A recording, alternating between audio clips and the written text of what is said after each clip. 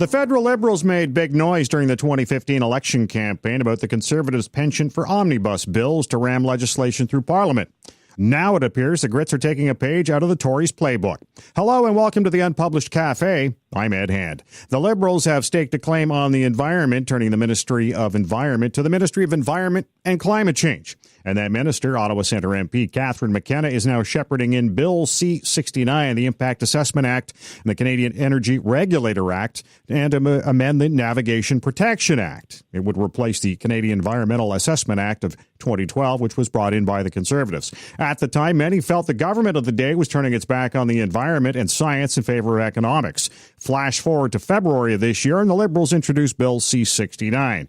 It's been contentious at committee, with one member resigning in protest of the Liberals' heavy-handed tactics. The Liberals promised to make the legislation more robust and transparent, yet it's looking pretty opaque.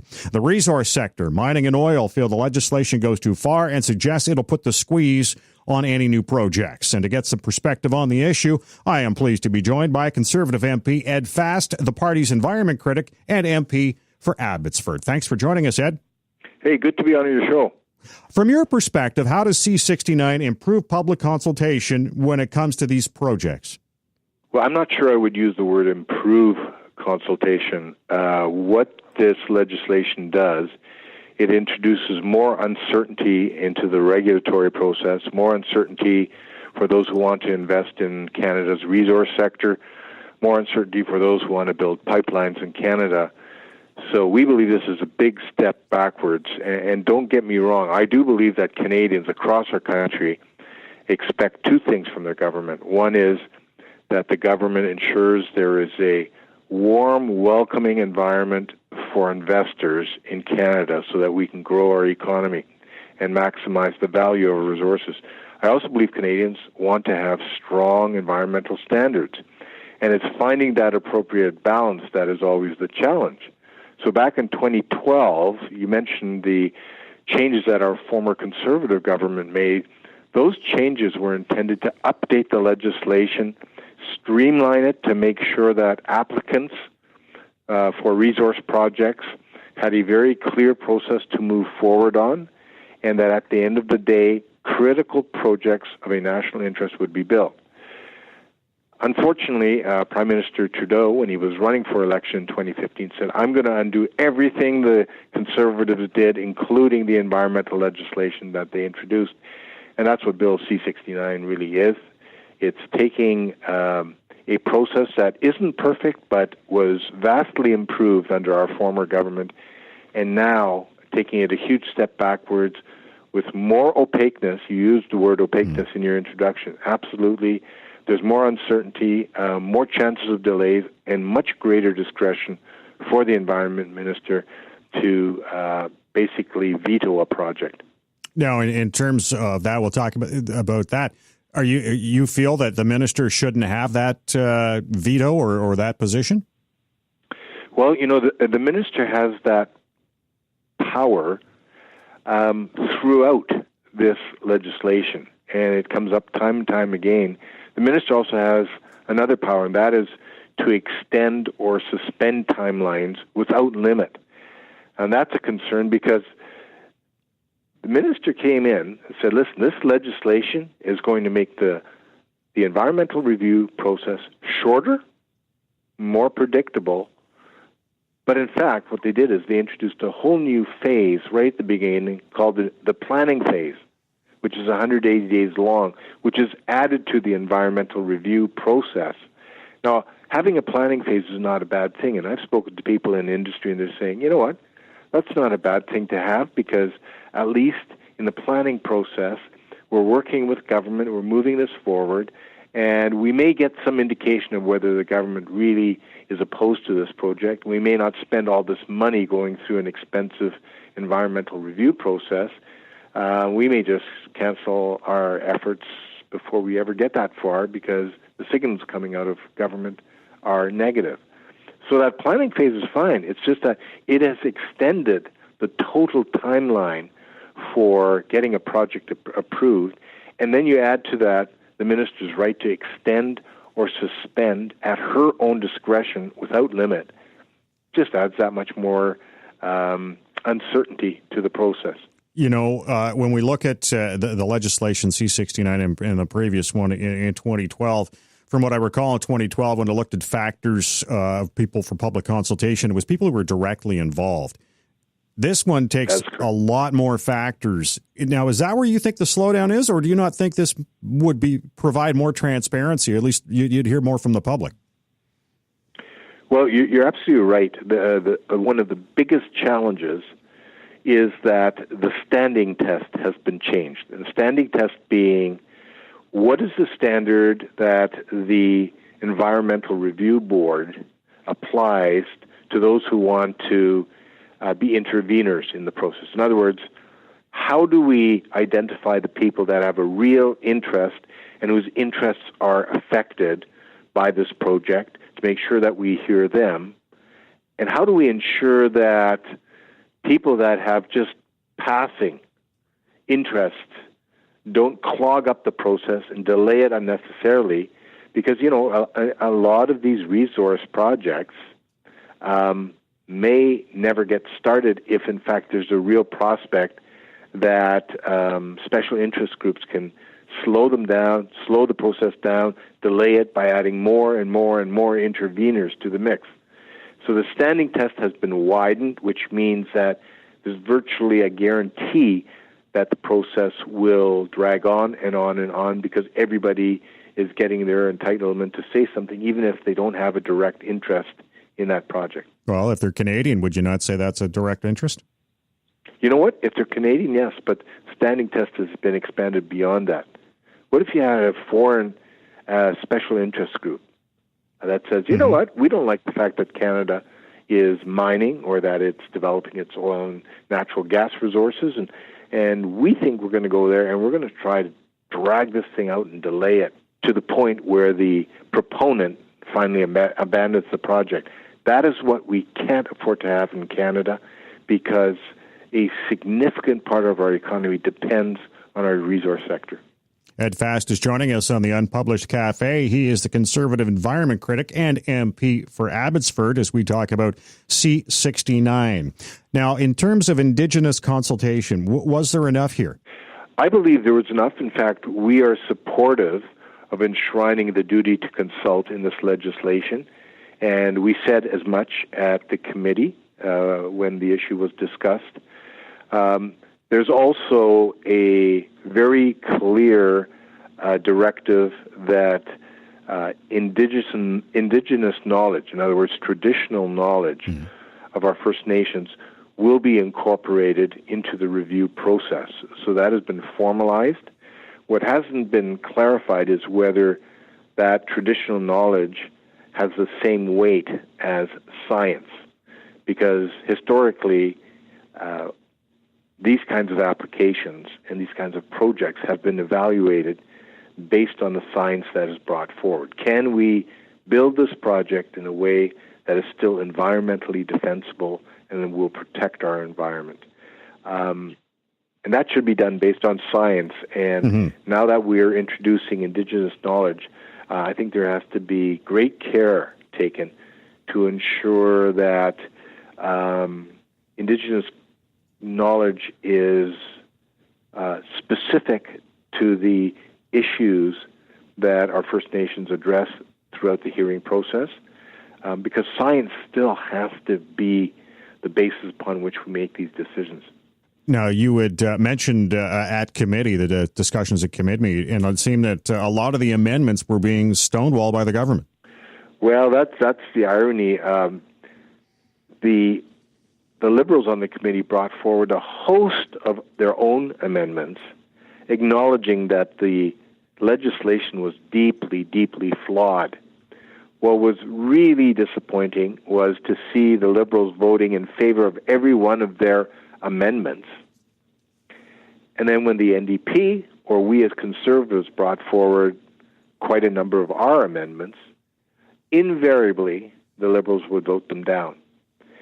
So it was quite clear that they had received marching instructions from the minister and from the prime minister not to in any way allow the legislation to be improved through amendments coming from the opposition parties. The only ones they would accept would be Liberal ones.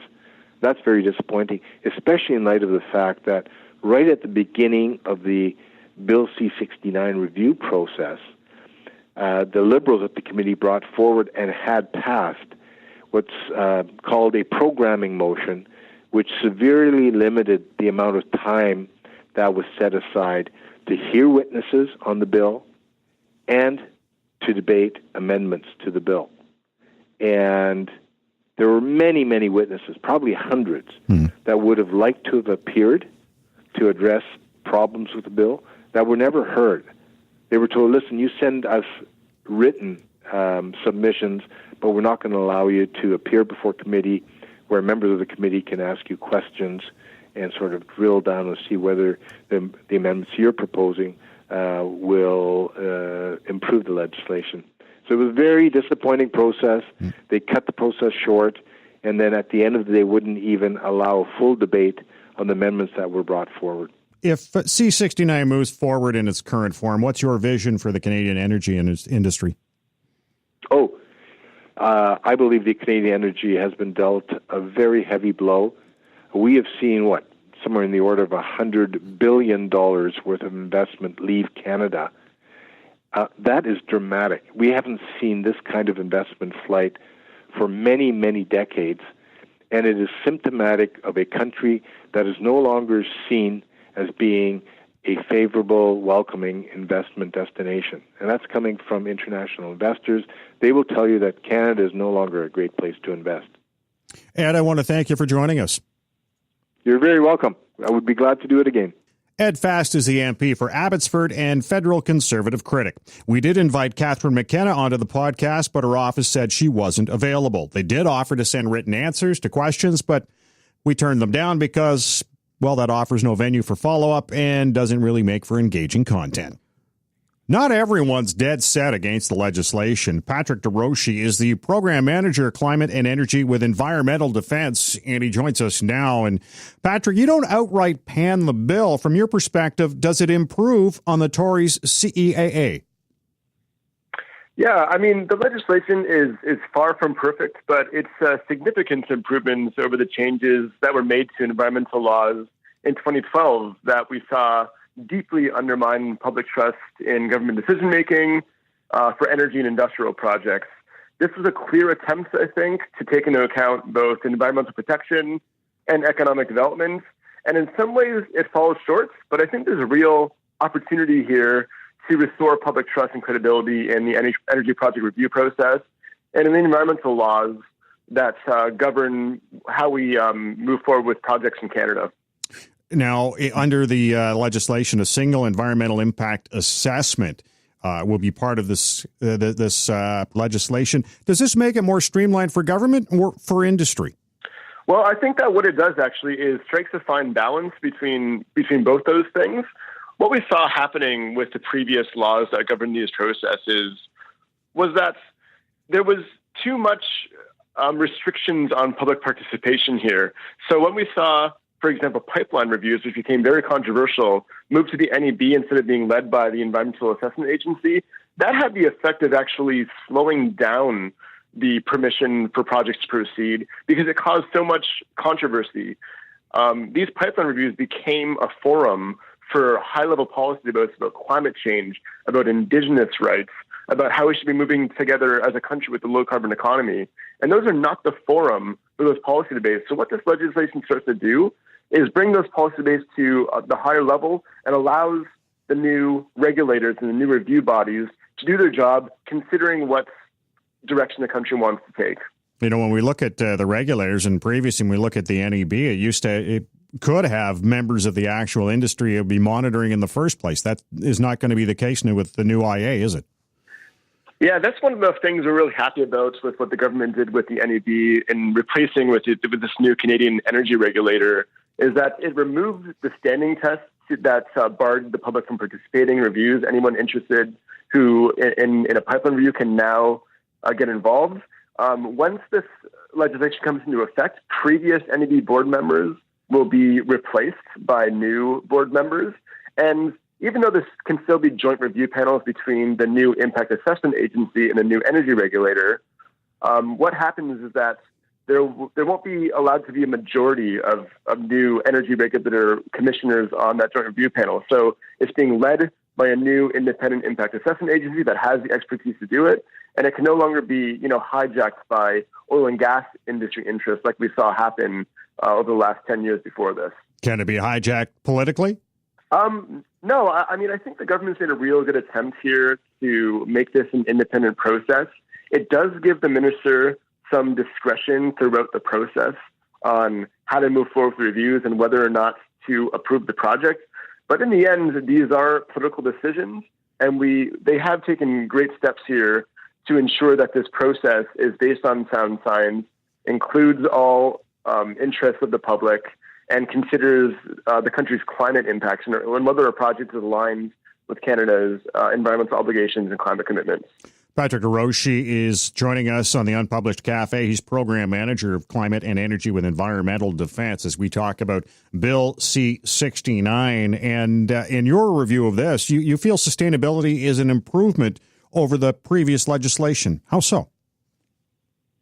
Yeah, well, first of all, we're glad to see that sustainability was actually included in the language of this bill because it was not in C 2012.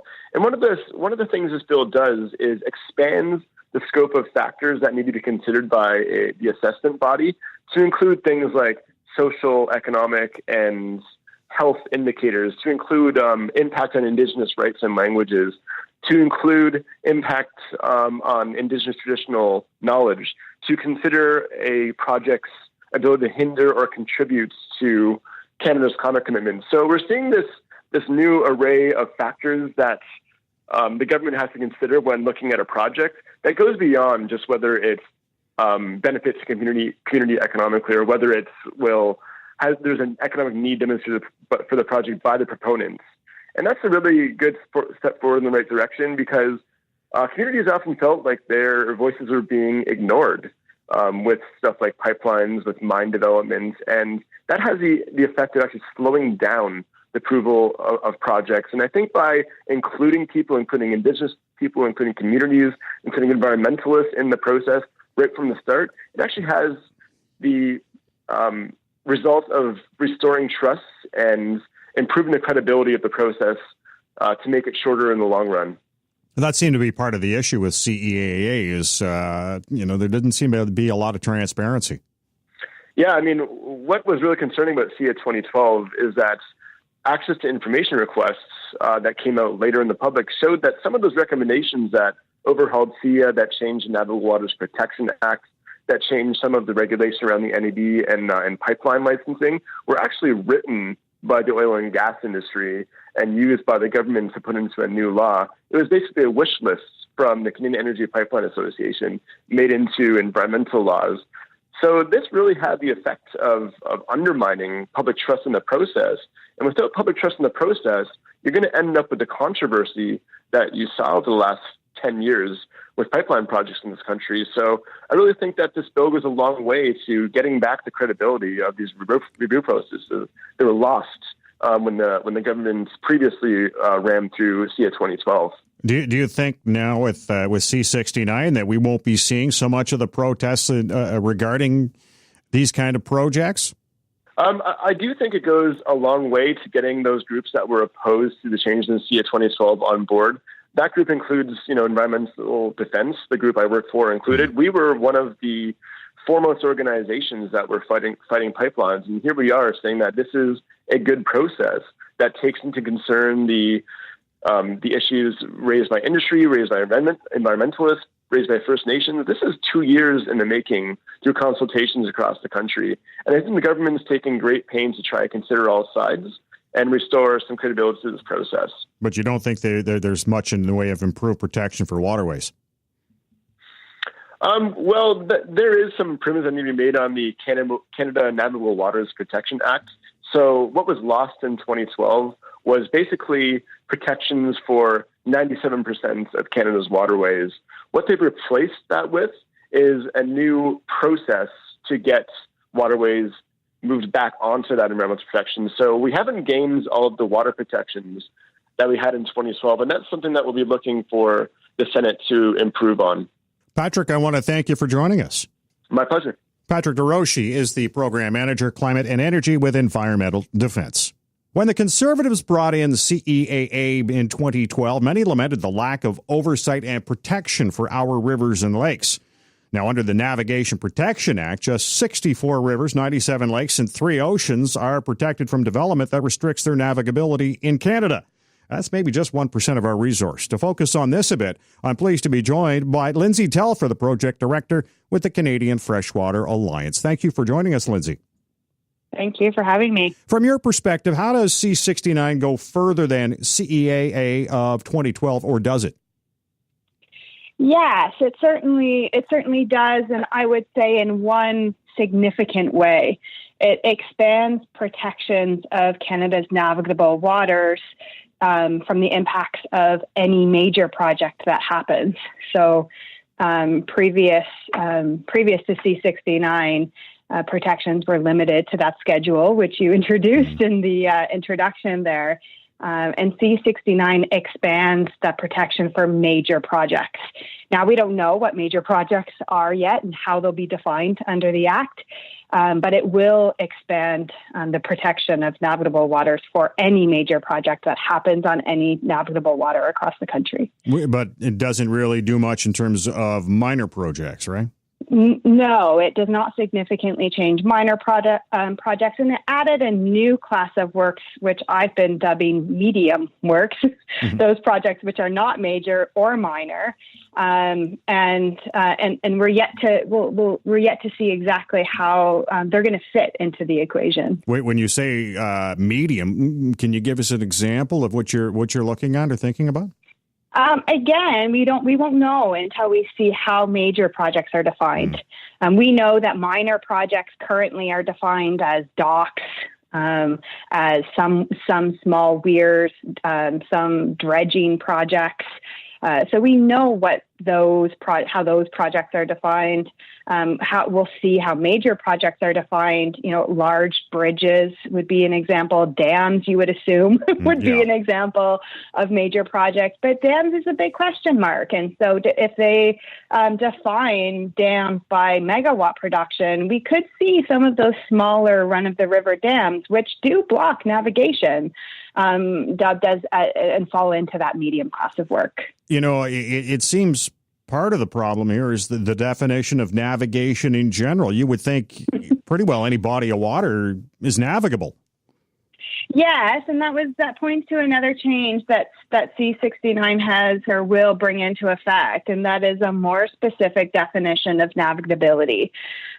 Before the changes made to the Canadian Navigable Waters Protection Act and prior to 2012, navigation was defined as what we called the float test. If you could float a canoe down the waterway, it was navigable. In 2012, that definition was narrowed quite significantly to commercial navigability.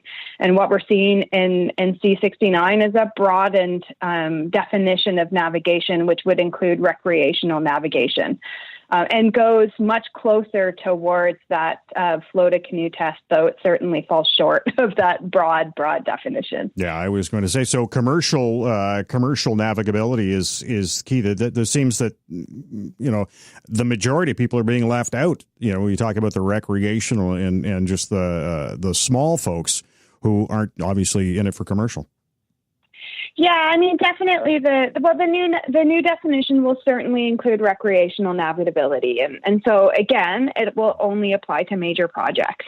Again, the vast majority of waterways across the country still fall out of that schedule, that list of 100 waterways that won't be protected for medium and minor works.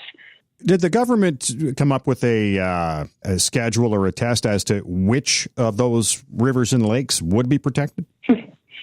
Again, I think that's one of those we need to wait and see. Once C-69 works its way through the Senate and gains royal assent, we will see regulatory changes. We will see the definition of those major projects. We expect to see a review of what's defined as minor projects, and we hope to see a review of the schedule of waters.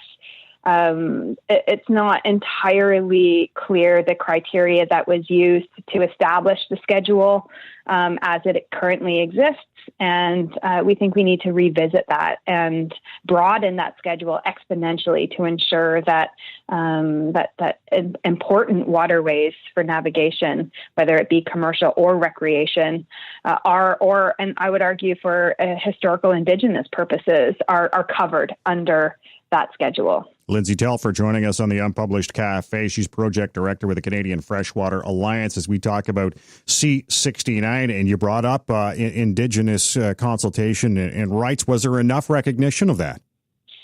There was certainly an attempt to integrate the United Nations Declaration on the Rights of Indigenous Peoples, and I think it's one of those challenges where is it talk and no action? We need to start to see that reference and that talk manifest into action and the upholding of the rights of our Indigenous populations across the country. It's had its third reading. It's on its way through the Senate. Is it a fait accompli, or are you concerned that that's it? We'll see. The Senate certainly has a role to play in the review of the act, and there are certainly opportunities that we could strengthen the act for the protection of our lakes and rivers and vital waterways in the country.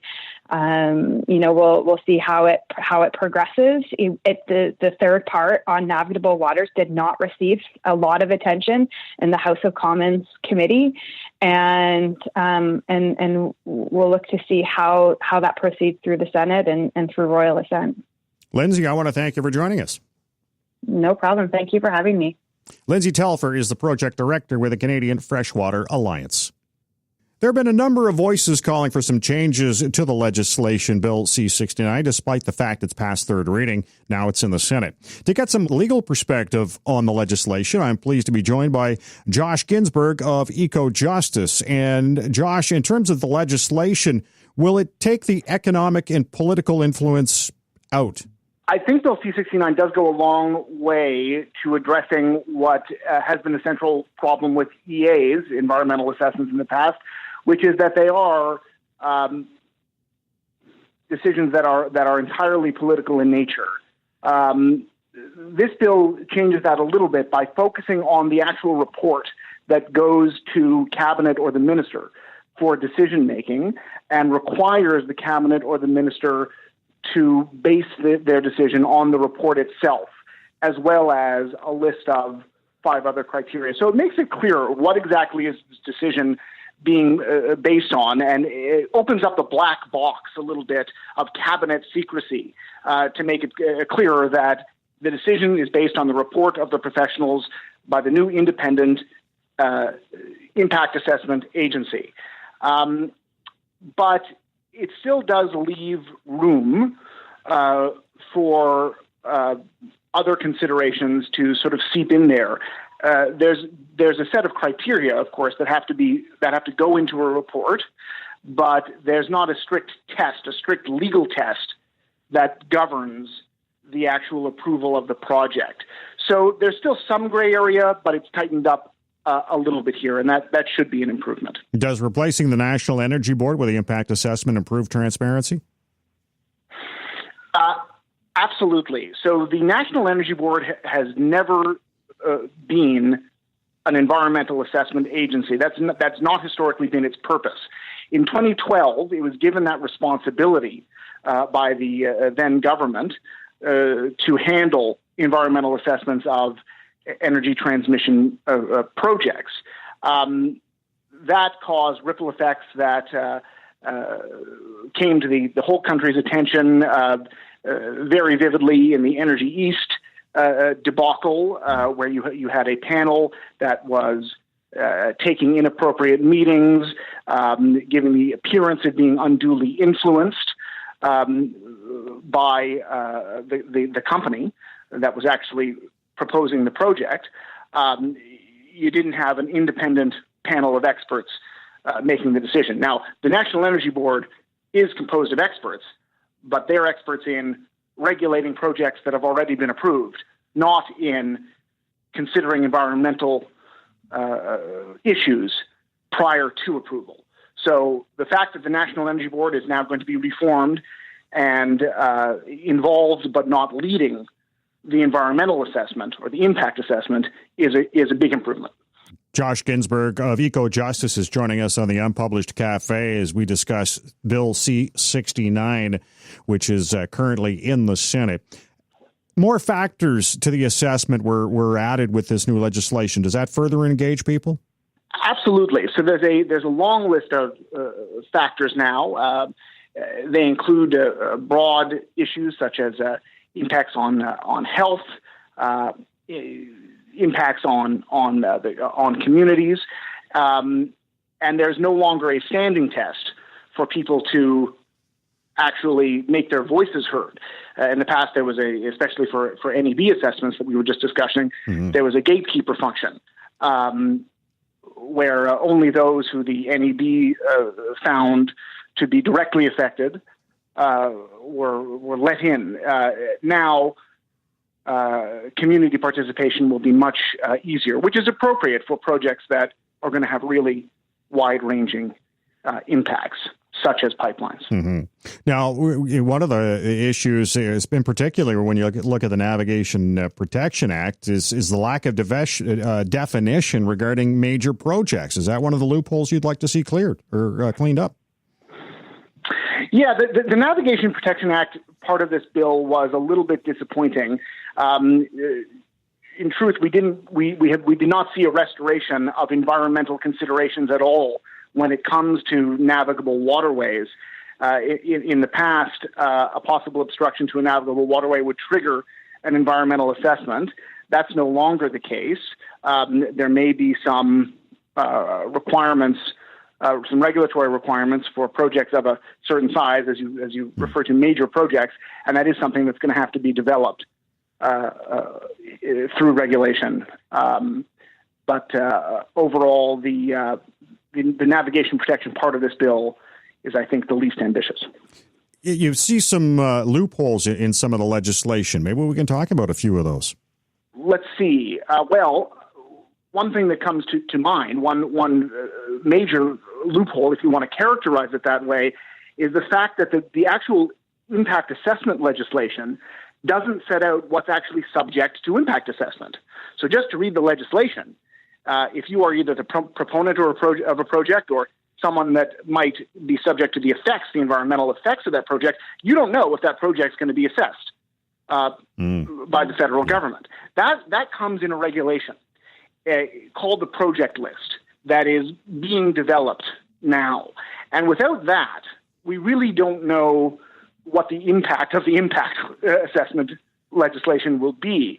So if this government or a future government were to be unambitious in what they consider to be appropriate coverage, then the legislation is a paper tiger. So this regulatory phase is really key.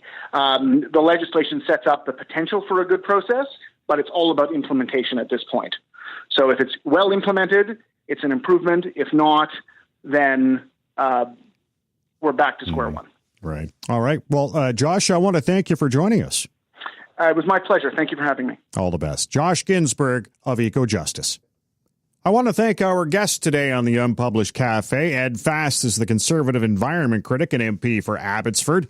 Patrick DeRoshi is with Environmental Defence. Lindsay Telfer was with the Canadian Freshwater Alliance. And Josh Ginsburg is a lawyer with EcoJustice. Now, here's our question for you. If you were an MP in Canada, would you vote for this bill, C-69?